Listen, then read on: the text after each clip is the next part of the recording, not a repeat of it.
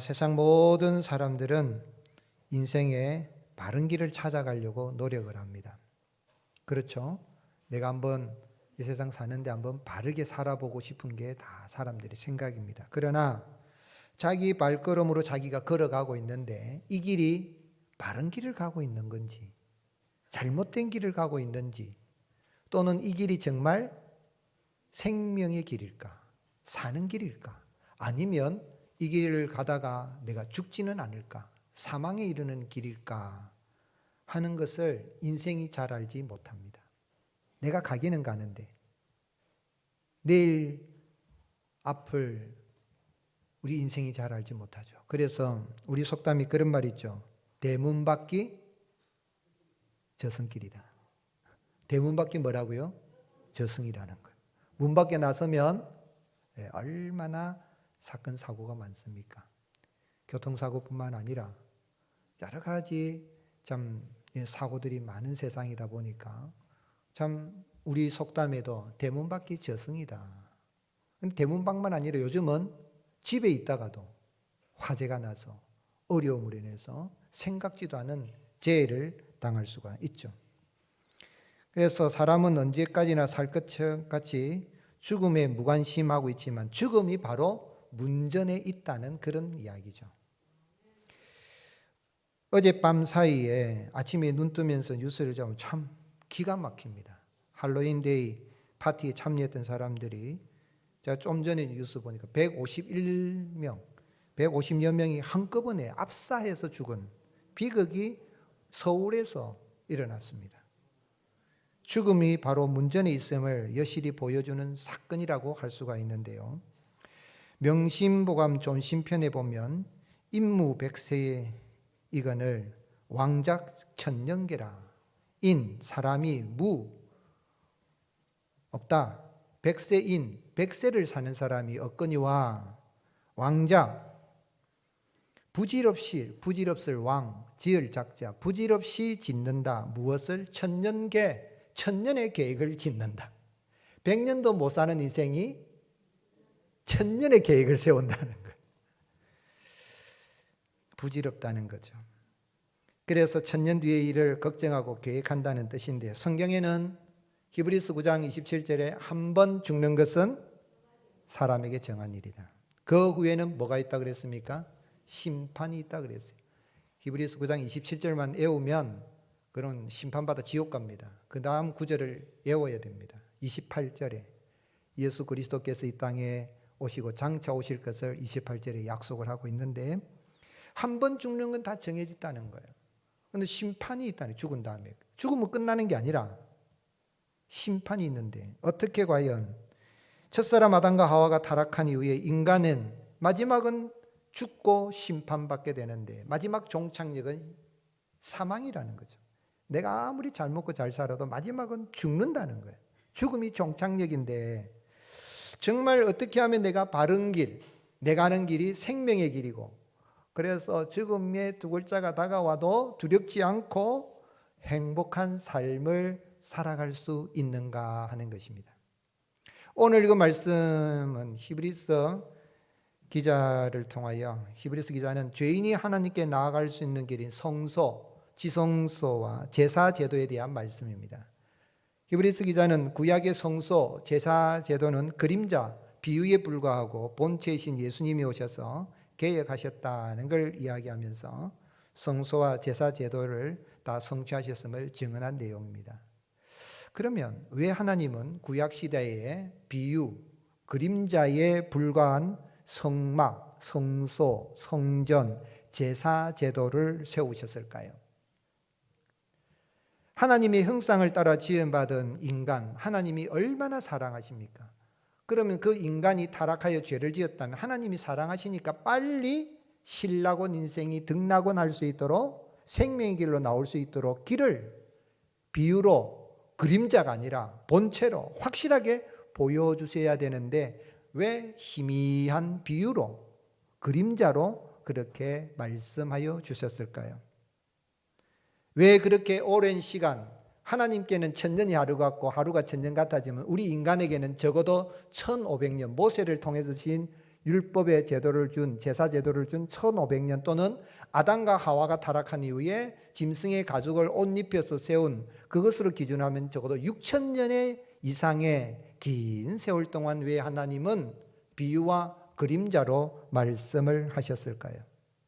어떻게 하면 오늘 본문 말씀을 통하여서 우리가 내 걸어가는 길이 바른 길이고 내가 바른 생활을 하고 마지막은 생명의 길로 나아감으로 내가 행복한 삶을 살아갈 수 있는 그 길을 얻을 수 있겠는가 하는 것입니다. 여호와 하나님께서 구약의 성소제도, 성전제도, 성막제도 또 제사제도를 비유로 그림자로 주신 이유는 장차 메시아가 오시게 되면 모든 것을 개혁하고 모든 것을 어떻게 하고요?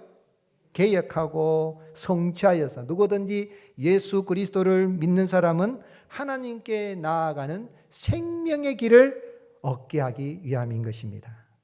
그러므로 영원한 생명의 길, 내 걸어가는 길이 영원한 생명의 길, 바른 길이 될 수 있는 그 길은 오직 예수 그리스도밖에 없습니다. 한번 따라 하시겠습니다. 예수 그리스도만이 영원한 생명의 길입니다. 아멘이십니까? 구약의 성막과 제사제도를 주신 목적은 하나님께서 타락한 인간이 하나님께 나오는 길을 보여주신 거예요. 하나님은 거룩하시기 때문에 죄가 있으면 하나님을 만날 수가 없습니다. 그래서 성막을 통해서 제사제도를 통해서 죄를 없애하고 하나님께로 나와서 생명을 얻을 수 있는 길을 보여주신 것인데 오늘 말씀에 히브리서 기자는 그것은 비유에 불과하여서 그림자에 불과하기 때문에 하나님께 나아가기는 나아가지만 온전히 나아가지는 못한다는 거예요. 그래서 8절에 성령이로서 보이신 것은 첫 장막이 서 있을 동안에는 성소에 들어가는 길이 아직 뭐하지 아니했다 그랬습니까? 나타나지 아니한 것이라. 좀 이상하죠? 성막, 성소, 성전, 제사제도를 준 것은 하나님께로 나아가는 길인데 아직 나타나지 아니했다 그러는 거예요. 그리고 이것은 비유나 9절에 이 장막은 현재까지의 비유니 이에 따라 드리는 예물과 제사는 섬기는 자를 그 양심상 온전하게 할 수 없다. 온전하게 할 수 없다는 거예요. 왜 그렇습니까? 비유니까, 그림자니까, 또 짐승의 피니까 잠시 집행유예는 될 수 있지만은 온전하게 생명을 얻을 길은 안 된다는 거죠. 그런데 누가 오셔서 온전한 길, 생명의 길을 여신다 그랬습니까? 10절 같이 읽겠습니다. 이런 것은 먹고 마시는 것과 여러 가지 씻는 것과 함께 육체의 예법일 뿐이며 개혁할 때까지 맡겨둔 것이니라. 뭐 할 때까지요?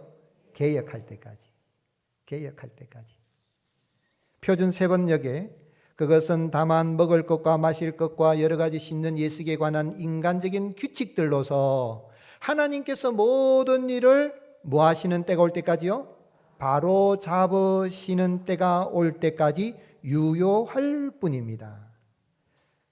먹을 거, 마실 거, 씻는 거, 율법이죠. 제사제도죠. 성막이죠. 성막에서 다 이루어지지만은 성소에서 이루어지지만 그거는 인간적인 규칙들에 불과한 것이요. 하나님께서 모든 일을 바로잡으시는 때, 개혁이라는 단어를 모든 일을 바로잡으시는 때가 올 때까지, 개혁할 때까지를 의역을 해서 표준 세번역에는 이해하기 쉽게 번역을 했습니다. 그때까지만 유효하고 개혁을 하시는 예수 그리스도가 오시면 비유에 불과한 것, 그림자에 불과한 것은 지킬 필요가 없다. 그래서 죄악으로 죽은 인생이 하나님께로 온전히 나오도록 길을 마련하신 여호와 하나님이 사람이 되셔 이 땅에 오신 분이 예수 그리스도신데 예수님 오셔서 개혁했는데 이 개혁이라는 단어가 헬라어로는 디오로도시스라 그런 신약 성경의 명사로 딱 한 번 나옵니다.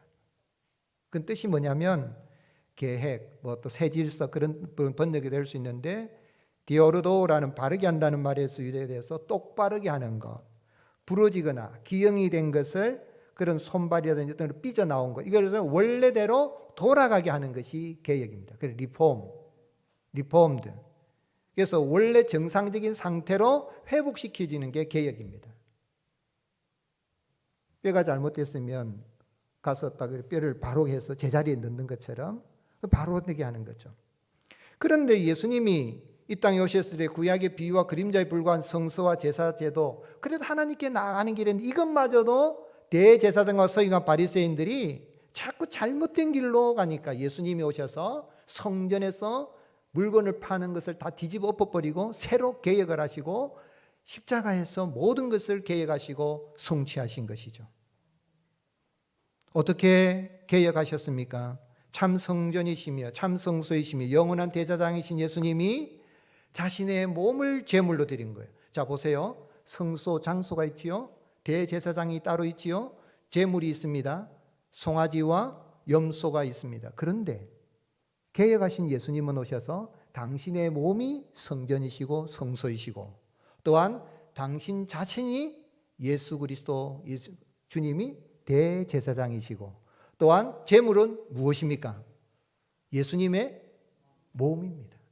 예수님께서 그래서 11절에 그리스도께서는 장래 좋은 일에 대제사장으로사 손으로 짓지 아니한 것 곧 이 창조에 속하지 아니한 더 크고 온전한 장막으로 말미암아 그랬으니까 구약의 성막과 성소와 성전은 손으로 지은 겁니다. 그런데 예수님은 이제 손으로 짓지 아니한 온전한 장막으로 성막으로 성소로 오셔서 예수님이 친히 대제사장이 되셔서 염소와 송아지를 잡아서 드린 게 아니라 자신의 몸을 잡아서 십자가에 드림으로 말미암아 영원한 속죄를 이루신 것입니다. 12절 같이 읽겠습니다. 염소와 송아지의 피로 하지 아니하고 오직 자기의 피로 영원한 속죄를 이루사 단번에 성소에 들어가셨느니라. 몇 번에요? 단번에. 영원한 속죄를 이루셨기 때문에 이제는 예배당에 나올 때 하나님 앞에 나올 때 지금 우리가 지성소에 나온 거예요. 나올 때에 송아지 잡아서 염소 잡아서 피를 가지고 나올 필요가 없이 영원한 속죄를 단번에 들으신 예수 그리스도의 피공로를 힘입고 하나님 앞에 나아가는 길이 열리게 된 것입니다. 그 길이 생명의 길입니다. 예수 그리스도를 믿으면 내가 가는 길이 어떤 길이든 생명의 길을 얻고 하나님의 복을 받아 누리는 거죠. 구약시대의 대속죄일이 되면 대제사장은 자신의 죄를 속죄하기 위해서 송아지의 피를 가지고 지성소에 나가서 그리고 속죄소에 뿌립니다. 시은소, 속죄소, 십계명 돌판이 들어있는 법궤의 뚜껑이 시은소인데 속죄소인데 거기 뿌립니다. 자신의 죄를 정결케 하고 다시 이제 나옵니다. 나와서 염소를 잡아서 염소의 피를 가지고 와서 이제 백성의 죄를 속죄하기 위해서 또 뿌립니다. 2번 그렇게 하는 거예요. 지성소 들어갔다가 나왔다가 이렇게 하는데 그게 레위기 16장 11절 22절인데 예수님이 그것을 해마다 대제사장이 하고 또 그 이전에도 하나님 앞에 번제를 드리고 여러 가지 제사를 드리고 이제는 그럴 필요가 없이 예수님이 단번에 영원한 속죄를 이루셨기 때문에 이제는 그런 제사를 드리지 않고 누구든지 예수 그리스도를 믿으면 예수 그리스도의 피공로를 힘어서 하나님 앞에 나아가서 죽지 않고 사는 길이 열리게 된 것입니다. 이 예수 그리스도를 구주로 영접하여 생명을 얻고 여러분이 걸어가는 길이 생명의 길이 될 수 있기를 주님의 이름으로 축복합니다. 짐승의 피는 일시적으로 집행을 유행하는 집행을 연기하는 정도의 효력이 있다면 예수 그리스도의 피는 영원히 우리의 죄를 다 속죄해 주시고 영원히 사는 영생을 우리에게 주시는 것입니다. 또한 새 언약의 중보이신 예수 그리스도를 믿으면 그 모든 죄에서 사함받고 영생을 생명을 얻고 생명의 길을 걸어갈 뿐만 아니라 영원한 기업의 약속을 얻게 됩니다. 15절 이로 말미암아 그는 새 언약의 중보자시니 이는 첫 언약 때에 범한 죄에 속량하려고 죽으사 부르심을 입은 자로 하여금 다 같이 읽겠습니다. 영원한 기업의 약속을 얻게 하려 하심이라. 영원한 기업의 약속 무엇을 약속하신 거죠? 천국을 말합니다. 천국. 여러분 나는 이 세상에 살다가 예수님의 피로 말미암아 죄사함 받고 내가 가는 길은 생명의 길이요 내가 죽음이 다가와도 죽음으로 끝나지 않고 나는 어디에 들어가게 됩니까? 아멘이십니까? 믿으시기를 예수님의 이름으로 축복합니다. 그러기에 예수님께서 뭐라고 말씀하셨죠? 내일이면 십자가에 달려 죽으시는데 제자들이 근심하고 제자들을 향하여서 여러분 우리가 잘 아는 요한복음 14장 6절에 내가 곧 길이요 진리요 생명이니 나로 말미암지 않고는 아버지께로 올 자가 없느니라. I am the way, I am the truth, I am the life. The way, the truth, the life라는 건 유일한 길이요 유일한 진리요 유일한 생명이므로 이 세상에 어떤 누구를 통해서도 하나님께 나아갈 수가 없는데 예수 그리스도를 믿으면 생명을 얻을 뿐만 아니라 내가 가는 길이 생명의 길이 되고 영원한 천국을 향한 본향을 향한 길이 되기에 날마다 우리는 감사 찬송하면서 행복한 삶을 살아갈 수가 있는 것입니다. 영국의 파우코스라는 백작 부인인데요. 이 백작이니까 성에 살았어요. 부자나요. 부자인데 이 사람은 결국은 죽잖아요. 부자도 죽는단 말이에요. 그 죽음의 순간이 다가와서 사람들이 부인 얼마나 힘드십니까? 이제 죽는데 두렵지 않습니까? 그랬더니 이 백작 부인이 뭐라고 이야기했냐면 예, 괜찮습니다. 저는 이렇게 죽음에 임박해서 한 가지 분명히 깨달은 게 있습니다. 우리가 죽을 때 필요한 것은 단 하나밖에 없다는 것입니다. 세상의 돈이나 학식이나 재산이나 명예도 죽음 앞에는 아무 소용도 없지만 예수 그리스도의 피가 나의 죄를 흰눈같이 깨끗이 씻어준다는 사실과 더 중요한 것은 지금 그것이 이 순간 내가 예수님을 믿음으로 말미암아 그것이 주어졌다는 것입니다. 그래서 그 말씀이 내 영혼에 그렇게 감미로운 말씀이요 힘이며 위안의 말씀이 되는데 이전에는 몰랐는데 내가 지금 그것을 깨닫습니다 라고 합니다. 오늘 여러분 예수 그리스도의 피로 말미암아 내가 생명의 길을 얻게 된 것을 감사하고 날마다 그 길을 걸어가면서 천국의 기쁨이 넘치는 믿음의 여행을 할 수 있기를 예수님의 이름으로 축복합니다. 그러면 예수 그리스도를 믿어서 생명의 길을 얻고 영원한 기업 천국을 소유하게 된 성도는 어떻게 살아드려야 되겠습니까? 성도는 바른 신앙과 바른 생활로 하나님을 섬기는 사람입니다. 한번 따라 하시겠습니다. 바른 신앙과 바른 생활로 하나님을 섬깁시다.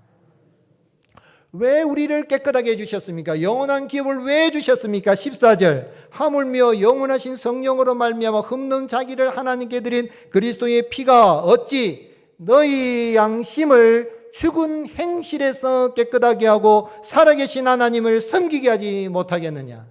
여러분 예수 그리스도의 피가 우리의 영혼을 정결하게 할 뿐만 아니라 우리의 양심의 죽은 행실을 깨끗하게 하여 주시고 깨끗한 행실로 하나님을 섬길 수 있는 은혜를 허락하여 주시는 것입니다. 예수님을 믿고 나면 나는 이제 예수님이 율법을 다 이루셨기 때문에 율법 끝이라고 생각할 수 있지만은 율법을 지킴으로 구원받은 것은 아니지만 예수 그리스도의 피로 말미암아 생명을 얻게 됐고 그 은혜에 감사하니까 율법의 대표라고 할 수 있는 계명의 모든 사람, 믿는 사람이다 안 믿는 사람이다 하나님의 형상을 살아가는 사람들이 다 지켜야 되는 십계명을 우리에게 주셔서 이전에는 십계명을 지켜서 구원받으려니 힘들었지만 예수 그리스도를 믿음으로 말미암아 십계명을 지키는 것이 어렵지 않고 내 안에 계신 예수님이 이 계명을 지킬 수 있는 힘을 주시기 때문에 이 계명을 지키는 가운데에 거룩한 삶으로 하나님을 섬기게 되는 것입니다. 그래서 여러분 십계명을 암송을 하고 십계명을 지키고 그 말씀을 기준 삼아서 내가 어떻게 사는 것이 바른 생활인지를 날마다 점검을 해봐야 되는 것이죠. 십계명을 지켜서 구원받는 것이 아니라 예수님을 믿어 생명을 얻고 구원받았기 때문에 은혜로 감사하여서 이 계명을 지키는 것이 즐거움이 되는 것입니다. 너희는 나 외에는 다른 신들을 내게 두지 말라. 너를 위하여 새긴 우상을 만들지 말고 또 위로 하늘에 있는 것이나 아래로 땅에 있는 것이나 땅 아래 물속에 있는 것에 어떤 형상도 만들지 말며 그것들에게 절하지 말며 그것들을 섬기지 말라. 나 내 하나님 여호와는 질투하는 하나님인즉 나를 미워하는 자의 죄를 갚되 아버지로부터 아들에게로 3, 4대까지 이르게 하거니와 나를 사랑하고 내 계명을 지키는 자에게는 몇 대까지 복을 주시느니라? 1000대까지 은혜를 베푸느니라. 아멘이십니까? 예수님을 믿어 구원받은 성도는 바른 신앙을 가지고 개혁주의, 개혁의 자세를 가지고 자기 삶을 개혁하며 나가면서 바른 생활로 하나님을 섬기고 예배하는 사람입니다. 요한복음 5장 13절에 예수님은 이는 모든 사람으로 아버지를 공경하는 것 같이 아들을 공경하게 하려 하심이라. 아들을 공경하지 않은 자는 그를 보내신 아버지도 공경하지 아니하느니라. 오늘 여러분 이 아침에 우리가 예배를 드리는데 이 예배는 누구를 공경하는 것입니까? 하나님을 공경하는 거예요. 하나님을 공경하고 예수님을 공경하는 거예요. 우리 예수님이 이 땅에 오셔서 잘못된 예배, 율법, 제사 제도를 개혁하셨을 뿐만 아니라 참교회를 세우시고 제자들을 보내셔서 복음을 전하여 그리스도의 몸된 교회를 세워가게 하셨습니다. 사도들은 나가서 복음을 전하면서 수많은 사람들의 삶을 개혁시키고 하나님을 예배하는, 하나님을 섬기는 자로 세우셨습니다. 또한 교부 어거스틴은 생명이 이르신 예수 그리스도를 믿는 믿음에 대해서 변증하고 교회를 개혁하고 하나님 기뻐하시는 교회로 세워나갔습니다.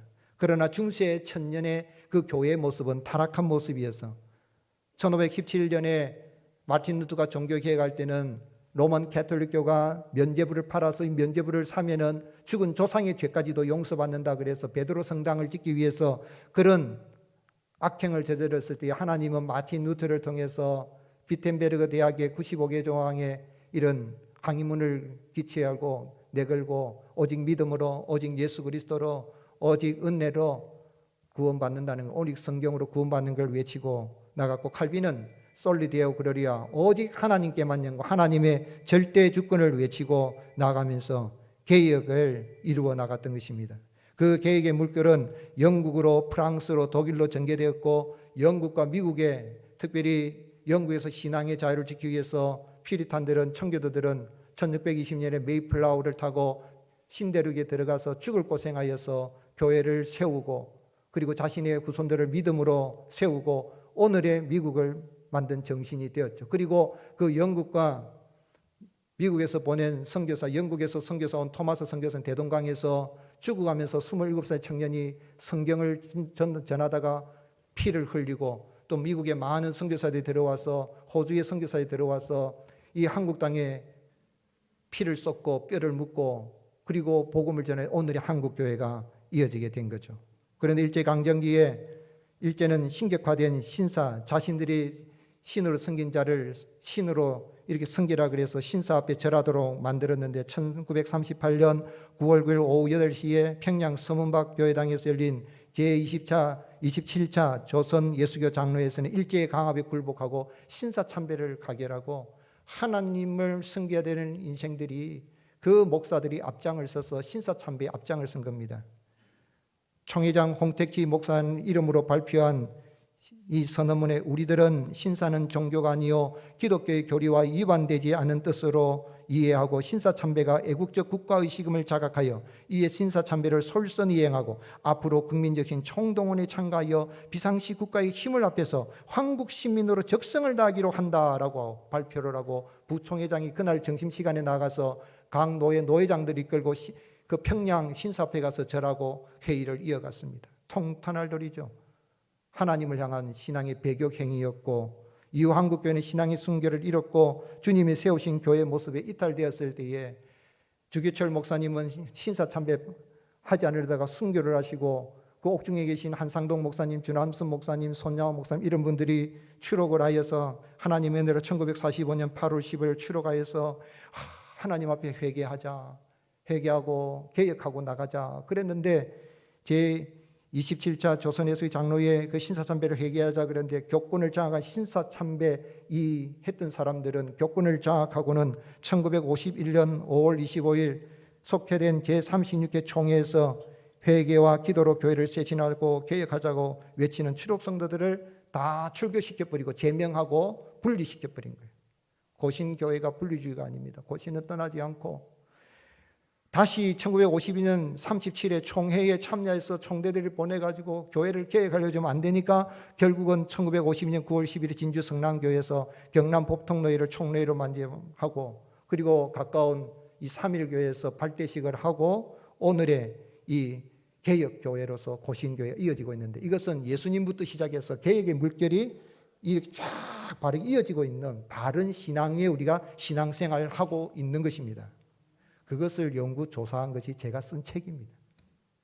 고신교회가 뭔지, 고신운동이 뭔지, 고신정신이 무엇인지, 고신 신학이 무엇인지, 고신 생활이 무엇인지를 앞서간 신앙의 선배들은 신앙을 목숨처럼 지키고 계획의 길을 걸어왔던 것입니다. 자녀들을 하나님의 말씀으로 믿음으로 양육하고 오늘의 교회를 세워왔던 것입니다. 과연 이 종교개혁주일에 우리가 어떻게 해야 되겠습니까? 오늘 사랑하는 성도 여러분, 우리 교회를 계속해서 계획해가는 교회, 주님이 원하시는 그런 교회로 바른 신앙으로 바른 생활로 주님을 잘 섬길 수 있는 신앙의 유산이 이어질 수 있기를 예수님의 이름으로 축복합니다. 거창의 광기교회 배추달 청년 24살의 청년 집사님인데, 이분은 6.25 때에 공산 계례군들이 와서 주일날 일하러 가자는데 난 주일날 일하러 못 갑니다. 그래서 안 가면 끌고 가서 결국은 총살해 죽였지요. 제가 안식월 기간에 7교회를 돌아보는데 대부분 전부 다 제가 쓴 교회들, 거기에 있는 교회들을 주로 가봤어요. 울산에 있는 울진군의 월평교회는 6명이 공산 계례 남노당 그 불순자들에 의해서 6명의 분들이 집사님, 우도병 집사님을 비롯한 그 집안의 우씨 집안의 사람들 6명이 순교를 당하였는데 단 하나 예수님 믿는다는 것 때문에 총살을. 네가 예수 안 믿는다고 하면 살려 죽겠는데 당신도 여러분 그러지 말고 예수님 믿으십시오 하고 순교를 당해서 그 신앙의 유산을 이어받은 교회가 오늘의 예수님부터 시작된 그 계획의 물길이 오늘의 우리의 교회까지 이어졌다는 것을 알고 우리 자녀들에게 다음 세대에 이 신앙의 유산을 아주 짭짤하게 짠맛을 내는 소금으로 물려줘야 되는 것입니다. 손양호 목사님, 고려신학교의 총무로서까지 활동했었다는 손양호 목사님은 여순 수천 반란 사건 뒤에 공산주의 추종하는 자들에 의해서 아들 두 아들이 죽었지만은 그 아들 두 아들을 죽인 아들을 그 사람을 양자로 삼고 목사로 세우고 이어진 그 사랑의 원자탄. 저는 예수님을 믿고 난 다음에 제가 책 읽을 또 많은데 사랑의 원자탄이라는 책을 저 영상 꼭대기에 올라가서 장군바에 올라가서 그걸 읽고 기도하고 눈물 흘려서 이런 사랑의 그 길을 걸어가신 목사님 내가 얼마나 흠모했는지 모릅니다. 오늘 사랑하는 성도 여러분, 예수님을 믿는 신앙, 바른 신앙과 그 바른 신앙에 따른 바른 신학과 바른 생활로 하나님을 섬길 때 하나님은 우리의 가는 길에 자자손손 복을 주시고 은혜를 베풀어 주시는 것입니다. 요한계시록 20장 7절에 내가 보좌들을 보니 거기 앉은 자들이서 심판하는 권세를 받았더라. 또 내가 보니 예수를 증언한 하나님의 말씀 때문에 목배임을 당한 자들의 영혼들과 또 짐승과 그의 우상에게 경배하지 아니하고 그들이 이마에 손에 그의 표를 받지 아니한 자들이 살아서 그리스도와 더불어 뭐한다 그랬습니까? 1000년 동안 걸어다니라. 여러분, 이 꿈과 이 비전과 이 생명, 이 영광을 바라보면서 바른 신앙으로 바른 생활로 하나님을 잘 섬기는 저와 여러분이 되시기를 주님의 이름으로 축복합니다. 오늘 종교개혁 기념주일인데 여러분 주일을 어떻게 지킵니까? 따라하시겠습니다. 주일은 하나님의 날입니다. 저는 예수님 믿기 전에 초등학교 4학년, 5학년 절간에서 살아요. 불교라는 게 아니에요. 절간에 살았습니다. 밤새도록 간센보살 나무아미타불 하면서 기도를 했던 게 얼마나 많은지 몰라요. 그런데 할 때마다 엄마 따라가가지고 보살인 어머니, 저 부처님은 눈도 있고 코도 있고 하는데 정말 내 기도를 들을까 그랬어요. 하나님의 은혜로 중학교 2학년 때 예수님을 제가 영접하고 친구 아버님이 목회하는 교회 갔어요. 성경을 열흘 만에 제가 다 읽었어요. 다 읽고는 거기 딱 발견해 제일 좋아하는 단어 부활이에요. 어떤 책에도 없는데 부활이라는 걸 주님 감사합니다. 내 부활이 증인돼요. 그래 목사들이 오늘까지 온 거예요. 그리고 주일 지키기 위해서 뺨때기 맞아가면 집안에 1년에 제사가 집안에 밤 12시 지나면 지난 제사가 14번인데 그 쫓겨나서 그래서 예수님 믿고 주일을 한 번도 그다음부터 제가 범한 적이 없어요. 그런데 여러분 주일 신앙을 어떻게 여러분 주일을 성수하고 있습니까? 코로나지만은 내가 목숨 걸고 이 주일을 지키고 하나님을 예배하는 그 신앙을 지키는 신앙의 유산을 마틴 루터가 그 길을 걸어갔고 칼빈이 그 길을 걸어갔고 손양호 목사님이 그 길을 걸어갔고 한상도 목사님이 그 길을 걸어갔고 우리의 신앙의 선배들이 최은 목사님이 혈서를 쓰고 교회를 세운 이것이 오늘의 신앙의 유산이 과연 얼마나 주일을 성수하고 있습니까? 11조 여러분 온전한 11조를 드리시기를 바랍니다. 따라하시겠습니다. 11조는 하나님의 것입니다. 사실은 아니에요. 하나님의 것은 전부 다 하나님의 것이에요. 그런데 하나님, 이 모든 건 하나님의 것입니다. 드린 11조예요. 11조를 드리지 않고 이런저런 각종 헌금 드리면 하나님 안 받습니다. 그건 천국 가서 한번 따져보자고 할 날 생길지 몰라도 말라기 3장 10절에 하나님의 것을 도둑질하지 마라 그랬어요. 저도 예수님 믿고 나서 11조를 한 번도 떼먹은 적 없어요. 먼저 드립니다. 오늘 여러분 언제나 11조를 드리면 하나님이 병원 갈 일도 막아주시고 여러분 하는데 먹고 사는데 걱정이 없도록 지난날에 모든 걸 주신 하나님이 모든 것을 열어주시라 믿고 믿음으로 드릴 수 있기를 바랍니다. 헌금 가지고 장난치지 마세요. 제가 군에 있을 때에 육군 대령 계급장을 딴 분이 집사님, 안수 집사님인데 와가지고 자기가 저쪽에 창장으로 있을 때는 그때는 제가 11조를 드리겠지만 목사님 이제는 민간교회 11조 드리겠습니다. 제가 호통을 쳤어요. 헌금 가지고 장난하지 마세요.